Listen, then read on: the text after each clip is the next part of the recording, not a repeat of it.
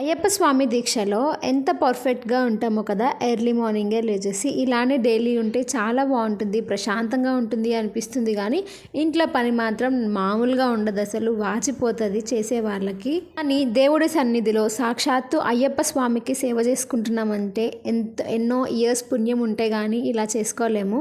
So నేనైతే చాలా బాగా ఎంజాయ్ చేస్తున్నా. అండ్ ఈ దీక్ష ఒక 2 వీక్స్కి ఎండ్ అయిపోతుంది. ఎంతటి వారైనా మాల వేసుకుంటే చాలా మంచిగా ఉంటారు వాళ్ళు. వాళ్ళ ఆలోచనలు, వాళ్ళ థాట్స్ కానీ వాళ్ళ బిహేవియర్ చాలా మంచిగా ఉంటుంది కదా. అందుకే ఇంట్లో వాళ్ళు మాల వేపిస్తారు ఇయర్కి ఒక్కసారి. అయ్యప్ప స్వాములు భిక్ష చేసే కంటే ముందే వాళ్ళ ఇంట్లో వాళ్ళకి ఒక్కొక్క ముద్ద ప్రసాదంగా పెట్టి ఆ తర్వాత అయ్యప్ప స్వాములు తింటారు. ఇంట్లో ఎంతమంది ఉంటే అంతమందికి పెడతారు అనమాట. హైదరాబాద్లో మార్నింగ్ 10 కాదు, ఆఫ్టర్నూన్ 2 o'clock కాదు, చలి మాత్రం దుమ్ము దులిపేస్తుంది. అసలు స్వెటర్ లేనిదే ఉండలేకపోతున్నాము.